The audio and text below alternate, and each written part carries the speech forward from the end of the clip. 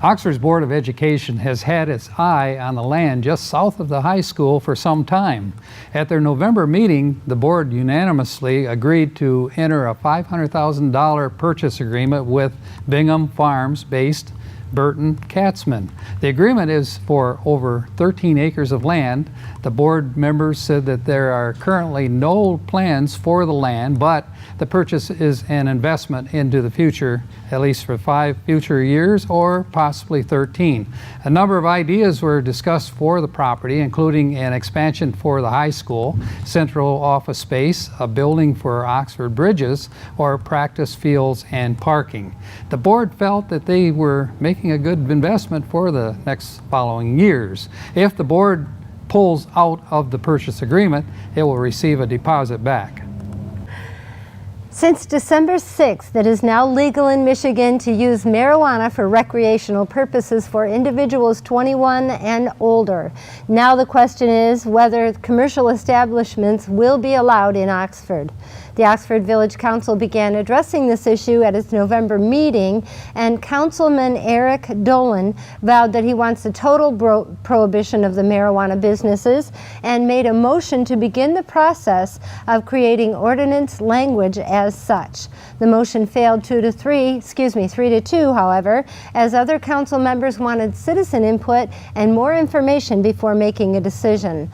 Under the new law, municipalities are allowed to ban or restrict marijuana businesses, and Village Attorney Bob Davis explained municipalities that wish to ban marijuana businesses will have to take an action within a certain time frame, but he does not know what that deadline is. Davis assured council that if the village failed to meet that deadline, it will have no choice but to allow these businesses within the community.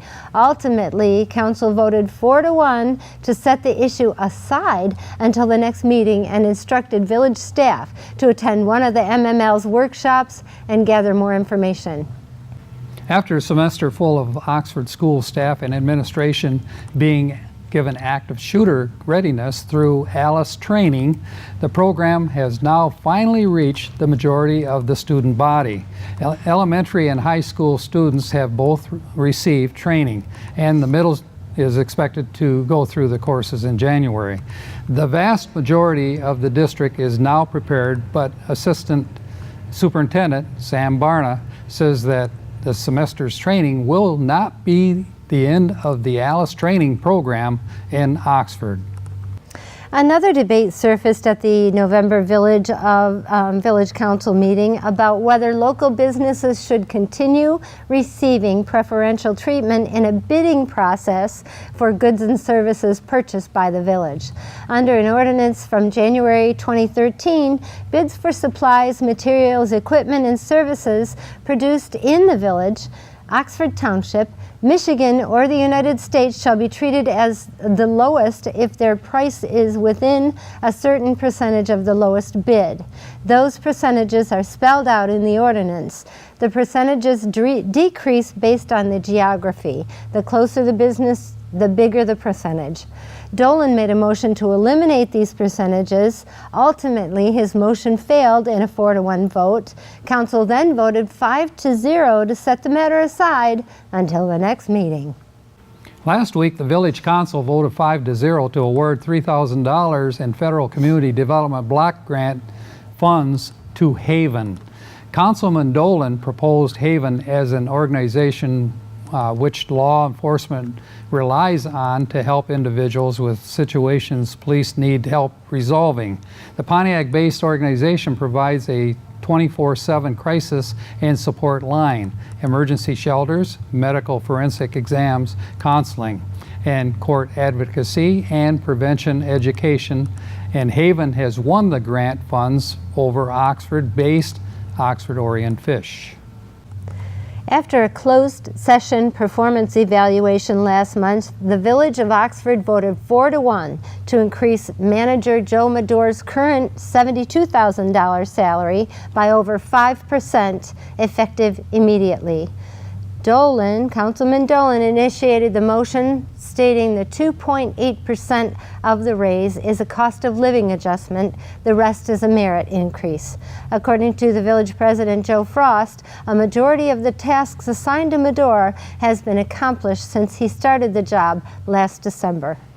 Between November 27th and 28th, a total of 60 citations were issued to residents who failed to remove snow from their sidewalks.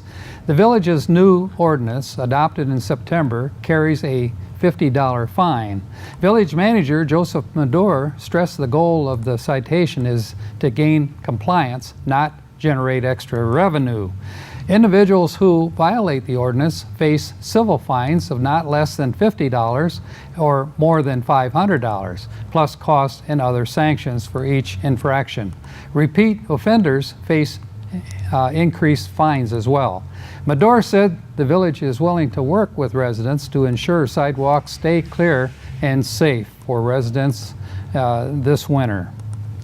Oxford-based Bridges High School principal Aletha Van Leusen told the school board she wished she had a way to personally engage her 54 students on a regular basis through a counselor.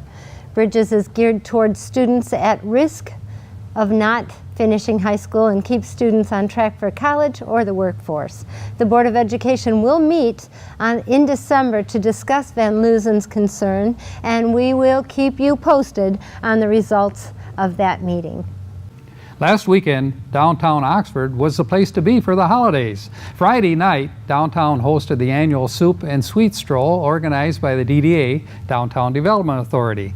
Over 900 plastic spoons were sold so participants could sample all the great soups donated by local businesses and restaurants. And on Saturday, in spite of the rain, sidewalks were crowded with children waiting for Santa in the chamber-sponsored annual Christmas parade. It was great. A cold, wet day. I'm really glad that people showed up. It was really a nice production. Thank you to the chamber for doing that for the downtown area for Oxford. That's really cool. Yep. And speaking of cold and wet, I just want to mention, I hope the village is willing to work with older people when it comes to getting those sidewalks cleared and maybe expand that 24, it's a 24-hour period, I think. It's 24 hours, that it needs to be. Some people just can't make it out there in 24 hours, but anyhow, I hope that they're willing to work with older persons that have a difficult time getting that sidewalk cleared. You know, there are also a number of storefronts which I know are closed. that's I think that's what prompted that ordinance. Yeah, well, that was part of it. I've kind of been following this for the last year or so. And of course, if it isn't clean, it isn't safe for people to walk on because there's nobody living or operating out of that operation. The next door neighbor has picked up the shovel and I hope everybody's willing. Please help each other. If you have an older person living next to you, the downtown businesses, they're in business. That should be part of their expenses. That should be part of their business to keep those sidewalks clear. But Absolutely. It's the village residents. I know there's a lot of older persons in the village, so I hope that they take care of that. We wanted to talk about something else too. Let's talk about the bidding process in which they're talking about changing it. The whole purpose behind this percentage that they have for the bidding for contracts, making it local, is the fact that we want to give more of our local businesses an opportunity to get those. To stay local. Yeah, to stay local. Yeah. And the point here is that you have to consider what it takes to be in business locally here. That's right. First of all, you have to take an individual that is rather unique in the fact that they provide all their life savings, maybe mortgage all their property in order for a dream to make it work. And invested into this community. They have in this community, that's right. And only to provide that money, for inventory, for vehicles, for hiring people, for the store operation or whatever it is. So they're purchasing gas in this community. They're feeding money back into this community because they're doing business here, correct? Right. Am I wrong about that? No, you're right. No, I didn't think I was And wrong. they have children that go to our schools. That's right. They also buy at our grocery stores and. Right, and if anybody wants a donation from the, whatever come and organization, ask that Cub Scouts, business. Boy Scouts, Yep. they all go to the businesses. So when the village goes out for bids, for a certain service or There should be an product. incentive to hire local. Right, I don't care what they say. Right, I was on the village council at that time when we put these percentages together, and I would say about 2/3 of the people that sit on that board now understand the reason why that was implemented and placed, and it has been working. But Mr. Dolan apparently has decided that he doesn't want these, and he wants to go maybe, if need be, out of state in order to get it. That would be a bad thing. If you're an investor in your community, as these businesses are. What about that economic development? What about that? Right. Aren't we trying to encourage economic development in this community? Right. Are you trying to keep this company here? Or are you trying to liquidate them and have them leave? Yep. We know that there's enough businesses that have left. We don't need to do that. I was on council when Odd Jobs, they lived in the village, they lived in Oxford, and they wanted to put in a bid, and for like $13, they were going to charge $13 a year more than Waste Management. Of course, that's a national company, and that council voted against Odd Jobs, and they moved out of this community. Right. And I don't blame them. It's like a slap in the face. And I would ask the council, how did that work out for you, by the way? Yeah. The company that they chose went out of yeah, business. right. It wasn't Waste Another company Management. picked It was them up, another one. and they've had all horrific situations with it. And Odd Jobs is still around. They're struggling a little bit, but they're still around, you know, and they're servicing the township of Oxford. Right. So it's really sad that You don't. a matter of dollars Right. influences the decision one way or the other. It's really sad. Well, the comment was made by Mr. Dolan that he's watching out for, the residents and their money, because he's only a keeper of their funds. If he really wants to watch out for their money, he needs to make sure that these people, these businesses, stay put. And you needed to give them an incentive for making those bids and also accepting those bids from the Yeah, it's council. not like they're asking for a tax break or anything. Right, because it's an injustice. I mean, if you're using this company's money to buy a product from somebody that's not even this area, Right, and give that money to them. right. I Does understand that sound right? No. I would say There's that. our opinion. It's not the opinion of the station. It's not the opinion of OCTV. That's our little. We've both been on the council, and so we're both there because we were concerned for the residents, but we are also concerned for the businesses in the community and economic development. So that's it for Oxford News this week. If you'd like to learn more about these stories and others, you can pick up a copy of Local Business, Oxford Leader newspaper, or better yet, you can catch us on our website, occtv.org, on YouTube, and of course the regular cable channel Spectrum, Channel 191, or AT&T Channel 99. And coming up on Oxford News this week is our very own Cody Wright with School Sports. Schooling around also with incorporating great topics with Alexis Ware and Danielle Smith. And you won't want to miss Auto Talk and Science in the News with Dave Kenny. I'm Terry Stiles. Thanks for watching Oxford News this week, where we bring your news closer to home. And I'm Elgin Nichols. Remember, always be kind to your friends and neighbors, and thanks for watching.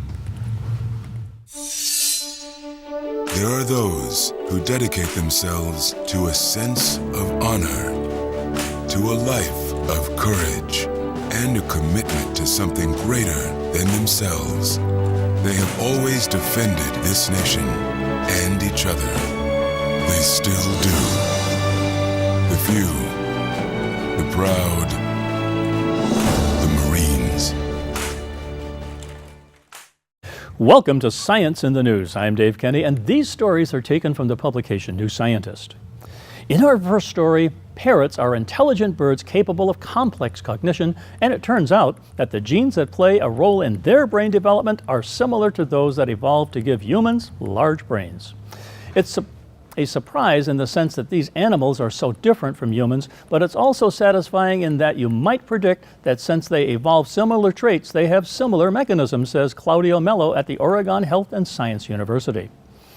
Parrots can produce complex vocalizations, and they're highly social, a lot like humans.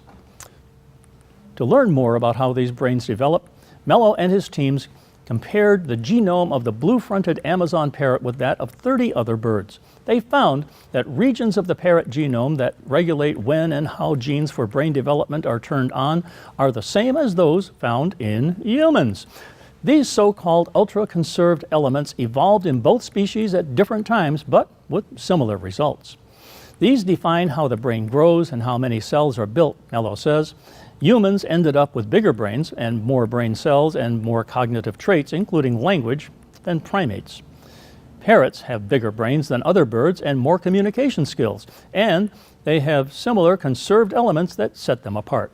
Mello says that when these regulatory regions of the genome are disrupted in humans, they are known to be associated with cognitive disabilities such as autism, developmental delays, and language deficits. The team also found 344 genes associated with parrot lifespan.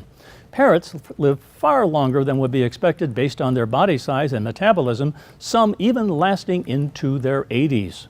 The genes Mello and his team found are associated with parrot lifespan, support DNA damage repair, slow down cell death due to stress, limit cell overgrowth, and cancers. Parrots seem to have taken advantage of a whole range of genes. That may be why they are so long-lived, he says. Always knew it. In space, normal service has resumed for Soyuz space flights, the only craft that can now carry humans to and from the International Space Station, or ISS. 3 astronauts launched December 3rd for the first time since a botched launch forced 2 astronauts to make an emergency landing on October 11th. The rocket took off from Baikonur Cosmodrome in Kazakhstan, carrying astronauts from Russia, USA, and Canada to the ISS. All Soyuz flights were suspended after the October crash, leaving 3 astronauts at the ISS uncertain when they would be able to return to Earth. On November 1st, the Russian space agency Roscosmos announced that the malfunction was caused by a sensor that was damaged during the assembly of the rocket. The deformed sensor meant that a nozzle lid failed to open, resulting in the abnormal separation of a strap-on booster. The booster hit the core stage in the fuel tank area, causing it to decompress and the rocket to lose its altitude control. Roscosmos said it has developed measures to prevent a repeat of the malfunction. The 3 crew members already at the ISS are now scheduled to return on December 20th, just a week later than they planned. NASA is hoping that capsules made by Boeing and SpaceX will be able to take over missions to and from the ISS, ending its reliance on Russia's Soyuz. But delays and budget cuts mean that these spacecraft won't be ready until the mid-2019 at the earliest. In our last story, to improve your recall, try walking backwards. It boosts scores in memory tests. That is the finding of Alexander Aksentievich at the University of Roehampton in the UK and his colleagues. They asked 114 volunteers to watch a video in which a woman has her bag stolen. 10 minutes later, they asked some volunteers to walk forwards or backwards 10 meters while a control group stood in one place. Then all had to answer 20 questions about the video. On average, the backward walking group got 2 more answers correct than the forward walkers and the non-walkers, a small but statistically significant improvement. 5 variants of the experiment showed a similar effect. In some, participants imagined walking forwards or backwards motion, or watched a film shot on a train to give a sense of forwards or backward movement. We are used to thinking about time as a space we navigate and to using spatial language to talk about time. Studies of this sort suggest that it is not just a convenient analogy, but intrinsic to the way we conceptualize the past. Well, that's it for this edition of Science in the News. I'm Dave Kenny. Stay tuned to Oxford Community Television. Hello and welcome back to Score News. I'm Alexis Ware. It's not often that I get a chance to sit by myself, so I would like to take this opportunity to thank all of the student hosts so far, Rylan, Jordan, Cora, Grace, and Wyatt. If you know of a student that you think would make an excellent student host, or if you would like to be a student host yourself, feel free to contact us with why you believe you should be on the show on our Facebook page at Oxford Community Television or by email at manager@occtv.org. This could be a student from any of the schools and districts, starting from Oxford Early Learning Center to seniors at Oxford High School. Now getting into the news for this week. Last week, actually, there were quite a few concerts and competitions going on. The 7th graders and Daniel Axford both had their winter concerts, and OMS had their robotics competition last Friday and Saturday. Another really big event that happened this past Thursday was Shop with a Hero at Myers. It had an amazing turnout with our town's heroes, those being the Village Police, the Oakland Sheriff's Department, Fire Station 1, and many more. It was said to be one of the biggest turnouts in a while. The event seems to grow a little more each year, which is great. Stay tuned to see highlights from that on the Schooling Around segment this week. And for this week's news, OMS and OHS are having their penny wars all week long. OES is hosting a blood drive, and the middle school is having a student council holiday party on Wednesday to kick off the holidays. Next week is the last school week before break, Friday being the students' last day for the rest of the month of December. Keep a lookout on our social media pages. We'll be posting some fun things for the students to do while they're out. Before we go, I would like to give a huge thanks to the entire community for supporting each other so much. With the holidays around the corner, we have a lot of giving back for donations for Toys for Tots and Shop for a Hero, or Shop with a Hero. And that about does it for this week's school news. We have a lot in store, so don't go anywhere. Next is Cody Wright with School Sports. What's going on, Wildcat fans? Cody right back here once again for another sports report. We're really doing well to start off this year's winter season, so let's just jump right in and take a look. The boys basketball is off to a great start on their season. In the first week, taking the wins over Walled Lake Central and Avondale, 57-40 over Walled Lake. Michael Raish leading Oxford with 19 points and 11 rebounds. Trey Townsend, another big name, putting up 13 points on the night. Against Avondale, a close game, 48-44 win, beating Avondale for the first time since they joined the OAA. Townsend led the team that night with 12 points. Connor Nicholson also ended the night with 11. And Nolan Hiller was also a spectacle to watch, hitting a three in the final few minutes, putting Oxford up by 6. The JV and freshman teams also both have been adding wins to their early records, taking down Walled Lake Central JV 50-46 and freshmen 31-17. The girls basketball team also kicked off their season on the road and will be playing their first home game over the weekend. However, on the road, both JV and varsity took on Walled Lake Central, JV taking the win 32-13, however, varsity falling 37-24. It's very early for these girls, and with a few games under the belt, we should be up and rolling like always. On the other side, the wrestling team also hosted a quad meet at the high school, taking on Carleton Airport and John Glenn. Taking the win on both meets, Carleton 48-28 and Airport 32-31. It did look very exciting for this group of guys.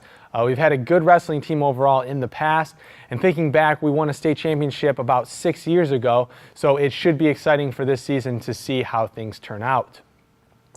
And lastly, both boys and girls ski teams are getting ready for their seasons, which still stand about a month away. They practice at Mount Holly and set the bar high. The girls team has a division title on their minds. They have a good number of returners and a few new athletes, but they do seem confident to make it to the state finals this season. The team's top 2 players are both from Oxford, Jenna Stepik and Mackenzie Nichols, both seniors and expected to look especially strong this year. Last year, the boys team sent a few athletes to the state championships, and they don't see any reason why they can't do that again. They are still waiting to pick team captains. However, Holly athletes Jack and Connor Ford are expected to be 2 guys that will surely stand out. Both boys and girls teams will hit the slopes, though, and start their season on January 16th against Flushing. And that's going to do it for this week's report. For any more info on these events and more, go to oxfordathletics.org. There's plenty of statistics, rosters, and more all right there for you to find. That is oxfordathletics.org. While you're at it, might as well check us out at occtv.org. All of our coverage of these events are posted on our YouTube channel, which you can access through that website. Once again, that is occtv.org. I want to thank you all for watching and remind you to tune in next time. But until then, I'm Cody Wright. Go Wildcats. Welcome to this edition of Auto Talk. I'm Dave Kenny, and these stories are taken from the publication Automotive News. In our first story, after nearly a decade of developing and renewing its leadership team internally, Fiat Chrysler Automobiles has hired a pair of outsiders, including a high-ranking Amazon executive for leading roles in its most profitable region, North America. FCA CEO Mike Manley named Mark Stewart the region's new COO, a job held at the beginning of this year by CEO Sergio Marchionne before his death in July, and then by Manley himself. Stewart, 51, spent just over a year at Amazon, where he was vice president of operations, managing customer fulfillment across 200 facilities with 180,000 employees, Manley said at an employee email that FCA released publicly on December 6th. An electrical engineer by background, Stewart was COO for auto supplier ZF TRW after rising through TRW's executive ranks. FCA said Stewart would also become a member of the automaker's Group Executive Council, its highest management decision-making body. Manley also named Neil Golightly the company's Global Chief Communications Officer. Golightly, 60, was Vice President of External Relations for the Americas for Shell Oil Company. FCA said Golightly also will join the Group Executive Council. Golightly replaces Mike Keegan, who will now be FCA's Chief Audit, Sustainability, and Compliance Officer, replacing Alessandro Baldi, who will retire in the first quarter of 2019. All of the executive moves are effective immediately. And over at Chevrolet, General Motors is further differentiating the 2020 Chevrolet Silverado HD from its smaller sibling. The redesigned HD Pickup's grille features a flow-through Chevrolet similar to some models of the Silverado 1500, but the HD's grille is much larger than the Silverado 1500's and is flanked by headlight stacks with a chrome bar separating the top light from the two lower lights.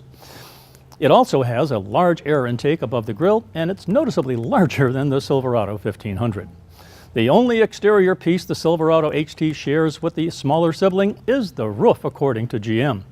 Company officials said the greater differentiation resulted from feedback from owners who said they wanted their HD models to stand out from the Silverado 1500s.